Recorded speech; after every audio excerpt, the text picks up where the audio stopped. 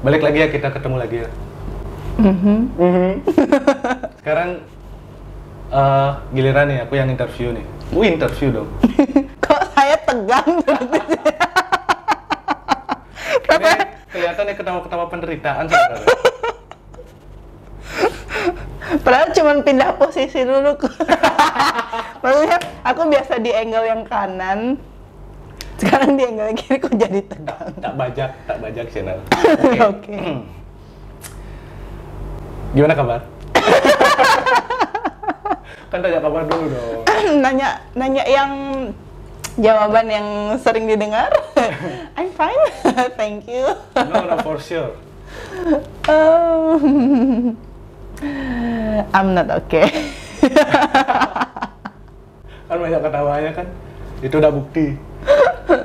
Nah, akhir-akhir ini kan tak lihat juga di YouTube ataupun akun sosmed Riura jarang update, entah baca tarot or update video kan. Iya, betul. Nah, aku mewakili netizen, asik netizen. Iya. Bagaimana? Adakah Aduh, sesuatu? tegang dong. Adakah sesuatu? Bisa diceritakan mungkin penyebab? Ya, jadi ya faktor salah satunya ya sibuk sih. Sibuk. Pertama sibuk karena kerjaan apa ya? Baru mulai bangkit lagi kan setelah pandemi. Yang kemarin pandemi semuanya mati total. Entertainment mati total, nggak ada job sama sekali. Dan sekarang nih baru kerasa mulai bangkit lagi. Cuman beda dong dari yang sebelum pandemi. Sebelum pandemi itu lumayan udah stabil untuk perekonomian pribadi. Perekonomian pribadi itu udah stabil banget waktu sebelum pandemi. Habis itu kena pandemi, mencoba survive, dan itu ternyata lumayan lama. Yang tadinya aku pikir cuma 3 bulan, terus diperpanjang, ya aku pikir cuma 6 bulan, ternyata nyambung sampai setahun dan 2 tahun gitu. Sekarang masih Pemulihannya. Masih, aku juga masih recovery untuk diri sendiri juga gitu, karena ternyata lumayan mungkin di awal nggak terlalu berdampak, nggak terlalu ngerasa dampaknya untuk sisi apa namanya psikologis gitu ya. Ternyata di akhir-akhir baru kerasa dampaknya, yaitu tadi kenapa alasannya aku jarang upload video, terutama tarot, karena kemarin-kemarin itu yang rame di YouTube tarot. Aku jarang upload karena aku capek, jujur aja aku capek, dan aku nggak bisa baca tarot kalau lagi capek. Itu nguras energi banget. Baca tarot dalam keadaan normal aja, kalau ketemu klien yang apa ya, dikatakan masalahnya berat, itu lumayan capek, nguras energi. Apalagi aku dalam keadaan capek gitu, aku nggak ngambil sama sekali untuk tarot. Jadi termasuk YouTube juga aku kurangin. Aku paham subscriberku pasti pengennya aku update terus gitu. Ya beberapa kali sempat aku mencoba lagi, kayak sedikit ayo maksain gitu loh, maksain dikit, ayo harus ada up nih biar nggak tenggelam gitu YouTube-nya kan, biar nggak hilang gitu. Ternyata ngaruh ternyata kan. Kelihatan ternyata kalau ya bacaanku kurang detail, tidak seperti sebelum-sebelumnya lah, beda banget gitu. Kebetulan salah satu subscriber Anjas, penonton setia kalau udah upload, terutama tentang zodiak. Oke. Jadi ya kelihatan sih. Thank you for your attention. Jadi lebih ke capek mental, batin, or fisik? Mental sih ya, yang paling susah untuk recovery itu mental. Karena sebelum pandemi aja, aku tuh masih dalam tahap penyembuhan lah kalau aku bilang. Cuman emang sebelum pandemi, kan keuangan stabil ya, jadi cuman fokus di kesehatan mental. Jadi masih bisa inilah, masih bisa apa namanya tuh, stabil, bisa normal lah ngejalaninnya, bisa tenang gitu, bisa Salah satu ada backup netral lah, gitu, ya. bisa nggak pusing lah Pusing, mikirin nggak karena semuanya. ekonomi tuh udah lancar aja gitu ekonomi. Tapi pas pandemi kan semua shutdown, pemasukan nggak ada, jadi itu tambah bikin pusing gitu, tambah bikin riweuh gitu. Apalagi 0% sama sekali nggak ada pemasukan, plus uang tabungan mulai menipis, nah itu susah banget sih. Dan emang kalau ngomongin soal mental health issue, itu kompleks ya. Kaitannya kan bisa kemana-mana. Trauma terutama tuh trauma, dan trauma tuh nggak cuma satu. Aku percaya kalau setiap orang yang aku temui itu pasti punya trauma minimal satu gitu. Minimal satu, berarti ada yang lebih kan. Tentang apapun itu kan. Apapun, termasuk aku sendiri, jujur aku memang ternyata masih menyimpan trauma, terutama trauma masa kecil. Itu masih terkubur di dalam gitu. Trauma masa kecil. Yes. Means kalau trauma masa kecil berarti kaitannya sama orang tua dan keluarga. Itu masih terkubur, dan kemarin itu sudah sempat udah mulai penyembuhan lah, udah mulai bisa recover lah yang kemarin itu sebelum pandemi. Cuman you know lah, kalau masih belum sembuh total terus kena stres lagi, gampang banget goyah gitu, emosionalnya jadi nggak stabil lagi, jadi lost control gitu kan. Kalau yang sebelumnya self controlnya bisa bagus, bisa stabil, ini jadinya lost, nggak ada kayak nggak kepegang gitu loh, kayak nggak terkontrol aja. Iya. Seperti itu. Dan gimana cara apa yang dilakukan sekarang untuk menghela nafas? Masih bingung kah? Atau healing kah? Kan kayak sekarang banyak orang yang healing kan? Mencoba banyak hal tentunya untuk recover, tapi masih terus akan mencoba sampai benar-benar pulih.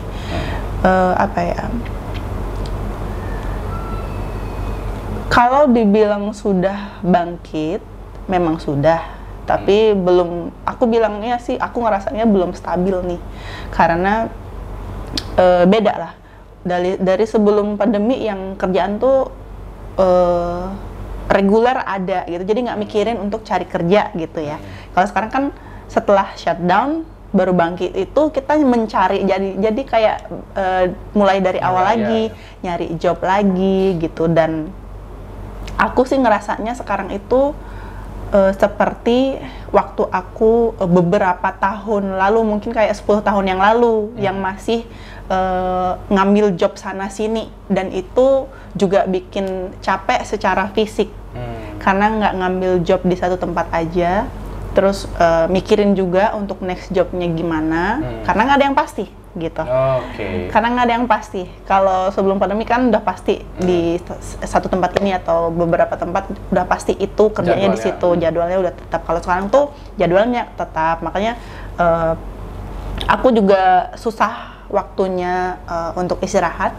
Waktu liburku kadang aku nggak ambil libur sama sekali dalam 1 minggu itu, karena ngambil job terus. Gimana caranya memulihkan financial untuk pribadi ya, karena kemarin kan sudah menipis tuh tabungannya gitu, biar ngisi lagi lah gitu. Jadinya kewalahan, dan kayaknya sih kewalahannya juga mungkin nggak cuman karena faktor umur ya, kayak yang sudah menua. Jumbo.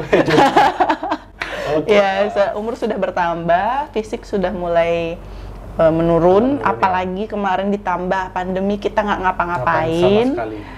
Ya, 2 tahun. Nggak ngapain. Dan jujur aku bukan orang yang suka olahraga tiap hari. Karena dulu pas kerja udah olahraga tiap hari, nari, ngedance itu olahraganya aku tiap hari, ngejob gitu. Nah pas pandemi shutdown, rumah itu adalah tempat singgah untuk tidur, untuk istirahat. Jadinya terbiasa seperti itu dan aku agak bermasalah di situ untuk memulai habit baru di rumah.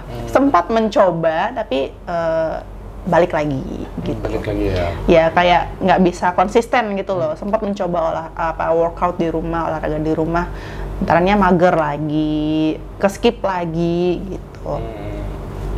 Well, banyak hal lah, tapi selalu mencoba hal baru. Kayak kemarin juga aku mencoba narotin K-pop, itu juga waktu pandemi karena untuk mengisi kesibukan, karena terbiasa sibuk hari-harinya.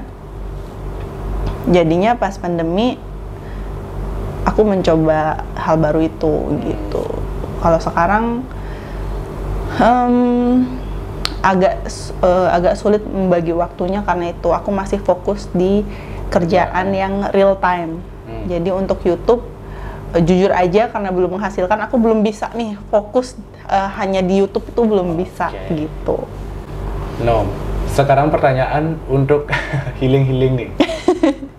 Dari tadi kau udah terjawab ya. Salah satu faktor kenapa dari segi pembacaan tarot beda. Mungkin dari hal penjelasannya kaku, bisa dibilang kaku dari pembacaannya. Nah, terjawab dari segi pengaruh ke kerjaan dan mental. Kalau kerjaan oke, sekarang udah mulai membaik nih. Nah, ini mental mentally masih berproses lah ya, masih berproses untuk recover. Cuman emang nggak bisa instan, butuh waktu. Dan aku nggak tahu sampai kapan waktunya, kan itu aku nggak bisa kayak aku bilang oke, seminggu lagi aku recover, belum tentu. Bisa aja dalam seminggu itu aku dapat masalah lagi muncul lagi gitu loh. Jadinya nambah lagi nih, mundur lagi recovernya gitu, malah nambah lagi masalahnya atau beban pikirannya, karena aku juga orangnya overthinking kan. Jadinya aku jadi susah tidur juga. Kemarin tuh sempat insomnia, masih sampai sekarang. Terus belum lagi aku ya karena ngambil job sekarang tuh kayak nggak milih-milih gitu ya, ambil aja apa yang ada gitu ya. Nah aku tuh kayak balik lagi ke kehidupan malam, aku nari di nightclub lagi, ngambil job nightclub lagi, which is bikin capek juga, aku begadang lagi gitu. Mungkin itu juga ngaruh juga ke siklus tidurku, jadinya berantakan gitu. Ya itu pasti ngaruh banget ke mental juga. Sudah terjawab guys ya. Kenapa akhir-akhir video terutama baca tarot kan merasa berubah, merasa tidak seperti Ryura yang semestinya ada. Dan ternyata kayaknya semua orang sih ya, di masa pandemi kayak gini. Kayaknya memang semuanya masih dalam proses recovery, belum recovery seutuhnya, belum total gitu. Kayaknya semuanya sama sih. Ada pesan kah? Ada tips kah? Wow, gimana caranya orang trauma, orang yang masih berproses ngasih tips gitu? Bisa sih. Nah, tips untuk agar tidak melakukan hal yang negatif. Oh, agar tidak melakukan hal negatif, tentu kelilingi dirimu dengan orang-orang positif. Teman. Pilih teman yang bisa ngebantu mungkin ya untuk support. Paling tidak yang jangan sendirian deh, jangan sendirian. Karena sendirian tuh bahaya sih. Tapi kalau tadi dibilang cari teman yang bisa ngasih hal yang positif, positifnya orang kan beda-beda. Ya juga sih. Dan mungkin maksudnya apa yang bikin kita senang, apapun itu, atau Enggak, bukan bikin kita seneng. At least ada yang nemenin aja. Karena kalau sendirian itu kan pikiran kemana-mana ya. Apalagi buat orang yang suka overthinking. Setidaknya ada temen ngobrol, jadi ada pengalihan gitu. Atau paling tidak untuk cerita mungkin sharing, butuh temen sharing, butuh butuh untuk didengar pasti. Butuh untuk didengar. Tidak butuh curhat. Tidak butuh apa namanya tuh, saran. Iya. Curhat, dengerin aja. Tidak semua orang yang bercerita itu butuh solusi. Kadang mereka cuman butuh didengar. That's the point. Hanya untuk mengeluarkan unek-unek yang sudah mengendap lama di kepala gitu. Terkecuali si yang menyampaikan minta pendapat. Iya, karena aku biasanya kayak gitu sih. Aku orang yang suka mendem. Makanya mungkin itu juga pemicu ya kenapa sekarang kayak berasa riuh banget gitu. Mungkin kayak meledaknya baru sekarang semuanya gitu. Karena aku emang suka mendem gitu. Aku ada masalah apa tuh mendem sendiri. Bahkan sama orang tua pun nggak cerita gitu. Sama keluarga pun nggak open gitu loh untuk curhat. Aku nggak terbiasa curhat sama orang tua. Jadi tertutup ya di keluarga? Bisa dibilang tertutup. Tapi lebih tepatnya aku nggak mau share penderitaanku di keluarga. Aku tuh pengennya tuh ngasih lihat kalau aku bahagia. Apalagi aku orangnya rebel. Aku memilih jalan hidupku sendiri gitu, dan aku nggak mau ngelihat susah-susahnya aku nggak mau mereka tahu gitu. Aku pengennya tuh ngasih lihat ini anakmu fine aja kok, bisa kok survive kayak gitu loh. Padahal mungkin lagi kenapa juga nggak ada yang tahu mungkin gitu ya. Dan itu juga jadi merembet ke pertemanan, karena aku susah untuk bercerita juga ke teman-teman. Biasanya kalau aku bercerita ke teman atau sudah cerita itu biasanya masalahnya sudah selesai. Jadi setelah masalahnya selesai, aku baru bercerita. Agar tidak ketarik lagi? Agar apa ya? Bukan agar sih, lebih tepatnya aku nggak suka bercerita kalau lagi dalam masalah itu, masalahnya masih berlangsung gitu lah ya, atau aku emosinya masih ada di masalah itu, aku nggak pengen cerita karena satu, aku pasti masih berada dalam emosi itu, masih kebawa dramanya lah gitu, aku nggak mau ngebawa drama itu ke orang lain, lebih lagi sensitif gitu, jadinya aku keep dulu sendiri sampai masalah itu selesai, baru aku cerita biasanya. Nah itu ya kalau cerita kan ceritanya udah plong, bisa ketawa-ketawa ceritanya, atau mungkin ya bumbu-bumbu drama sedikit, tapi bumbu drama yang untuk menghangatkan cerita itu gitu. Jadi bukan ke aku nggak bisa nangis di depan orang soalnya. Jadi aku juga mungkin tipe yang berusaha terlihat tegar di depan orang lain gitu. Padahal wanita biasanya kan rentan kali ya, sensitif lebih tepatnya. Sensitif. Tapi lebih memilih untuk menahan. Iya. Aku tidak mau terlihat lemah. Asik. Ya mungkin karena aku termasuk, nggak tahu ya. Aku sih merasa aku termasuk ke cewek dominan, ke cewek alpha. Jadinya mungkin ya ada perasaan nggak mau terlihat lemah gitu. Selaras dengan hal hubungan? Wow, kalau itu belum tahu ya, karena masih jomblo gimana ya?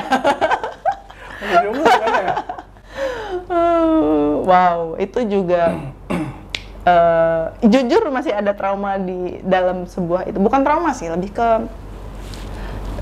trust issue mungkin ya, bukan trauma.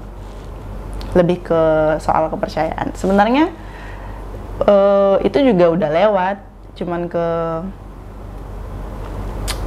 lebih memilihnya aja mungkin bingung. Karena terlalu kompleks dan aku sudah tahu aku maunya apa. Dan aku tahu sekelilingku seperti apa, jadinya susah. Dan juga ada tekanan. Maaf. Dan juga ada tekanan dari pihak keluarga, you know lah, perempuan. Budaya Indonesia. Budaya Indonesia. Typical Indonesian culture. Ya, ada tekanan dari mana-mana gitu yang bikin agak riuh. Padahal aku sebenarnya nggak terlalu mikirin pasti. Maksudnya ada tujuan ke situ, cuman mungkin nggak deket-deket ini gitu. Jadinya kalau ditekan itu akunya jadi stres, jadi depresi sendiri. Sedangkan akunya orang yang nggak suka disuruh-suruh misalkan, atau nggak suka kalau banyak tuntutan gitu. Termasuk dalam hal pasangan juga aku nggak suka sih yang terlalu posesif, terlalu banyak nuntut ini itu gitu. Gitu deh. Gitu deh. Oke, jadi gimana? Terjawab lah ya. Terjawab lah ya. Kenapa beliau ini berbeda dari cara baca tarot sebelumnya? Bahkan aku nggak ngambil klien sama sekali loh. Iya kan? Untuk offline ya. Ya offline, face to face, dan via online pun chat pun nggak ngambil. Karena udah capek kali ya? Capek. Nggak bisa pure nyampein something. Nah itu, karena aku tipenya aku tuh pengennya, kan aku dalam pikiran astaga Tuhan. Ini nih kalau aku lagi stres, ngomong pun belibet. Dan itu juga terjadi pada bacaan tarot kan. Iya, sering. Bukan sering, di akhir-akhir ini deh. Terus yang penyebabnya, oke. Ya itu, jadi ngomong pun belibet jadinya, karena kemana-mana pikirannya. Terus apa ya tadi ngomong-ngomongnya? Menyampaikan sesuatu. Iya, kalau tarot, aku kalau baca tarot itu, kalau dijabarkan ya, aku tuh kayak ngasih energi ke klienku, ngasih energi positif, dan aku nyerap energi negatifnya. Jadi kayak ditukar gitu kan. Jadi orang yang datang ke aku mungkin dengan masalah, pulang-pulang mungkin udah plong, udah lega gitu ya. Even itu cuman sekedar curhat ya. Cuman ngeluarin unek-unek, tapi keluar semua keluhannya dengan baca tarot sama aku lega gitu. Meskipun ya aku menarik energi negatifnya, aku jadi yang capek. Kadang badan pegel, kadang sampai rumah tuh langsung tepar gitu. Waduh. Langsung tidur pasti, capek banget gitu. Padahal mungkin fisiknya nggak terasa ya capeknya, tapi emang ya aku bilangnya tuh energinya tuh udah terkuras gitu. Nah, ya kalau sekarang aku kalau bisa di bahasa spiritualnya tuh vibrasinya aku tuh lagi di low vibration. Aku nggak mau share low vibration ke klien aku gitu. Jadinya aku keep dulu nih sekarang sampai aku ada di netral lagi. Aku netral lagi baru deh aku ambil lagi. Gitu. Tapi mungkinkah ada kayak pengumuman kalau Anda sudah baik-baik saja, or bisa dilihat dari postingan. Iya, pasti akan kelihatan kok nanti kalau aku bisa, misalkan udah sering-sering posting atau udah balik lagi aktif kayak dulu di YouTube, berarti ya udah mulai udah mulai recover gitu, udah ter-recover gitu, bukan berproses lagi mungkin. Dan aku juga bikin kayak sesi ngobrol-ngobrol di YouTube juga karena untuk kayak menutupi gitu ya, kalau aku lagi nggak bisa baca tarot ya aku upload yang sesi ngobrol-ngobrol kayak gitu. Karena jujur aku pengen share juga sih apa aja sih yang aku obrolin sama temen-temen gitu, randomly gitu. Karena jujur aku ngerasa circle pertemananku tuh lumayan luas dari segala sisi gitu. Mau dari aku kerjanya entertainment, aku ada temen di entertainment, dan ternyata aku juga punya teman-teman di bidang mungkin di bidang lebih serius gitu. Kalau entertainment kan lebih bidang hiburan gitu. Jadi pengen share aja karena omongan aku dengan si A, si B, si C bisa berbeda dengan yang lain gitu. Semuanya bisa beda, dan kadang mungkin orang A taunya aku begini, belum tentu dia tahu pada saat aku sama si B. Jadinya aku seperti ngikut sama siapa lawan bicaraku. Aku kayak bisa ngikut gitu. Terjawab ya. Terjawab ya, berarti kalau udah kayak ambigu ya.